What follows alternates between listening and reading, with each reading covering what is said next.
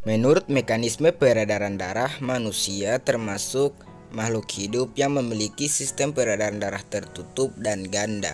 Di video ini kita akan membahas apa itu peredaran darah tertutup dan ganda, dan kita juga akan membahas dua peredaran darah yang dalam tubuh manusia, yaitu peredaran darah besar dan peredaran darah kecil. Simak video berikut ini.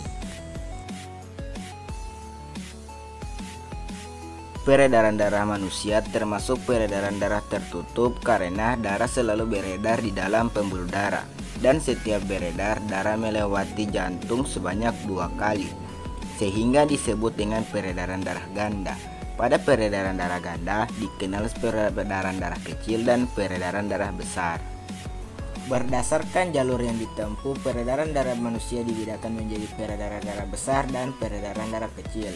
Peredaran darah besar berlangsung dari jantung ke seluruh tubuh kecuali paru-paru dan kembali ke jantung. Sedangkan peredaran darah kecil berlangsung dari jantung ke paru-paru dan kembali lagi ke jantung. Lebih jelasnya berikut adalah perjalanan darah secara lengkap. Bilik kiri akan memompa darah bersih untuk diedarkan ke seluruh tubuh melalui pembuluh nadi. Darah bersih terus mengalir di sepanjang pembuluh nadi hingga akhirnya masuk ke pembuluh kapiler di dekat sel-sel tubuh. Pada pembuluh kapiler terjadi pertukaran zat, gas oksigen dan nutrisi dalam darah akan masuk ke sel-sel tubuh, sedangkan gas karbon dioksida dan sisa metabolisme lainnya akan keluar dari sel-sel tubuh. Setelah pertukaran tersebut, darah bersih berubah menjadi darah kotor yang kaya akan karbon dioksida.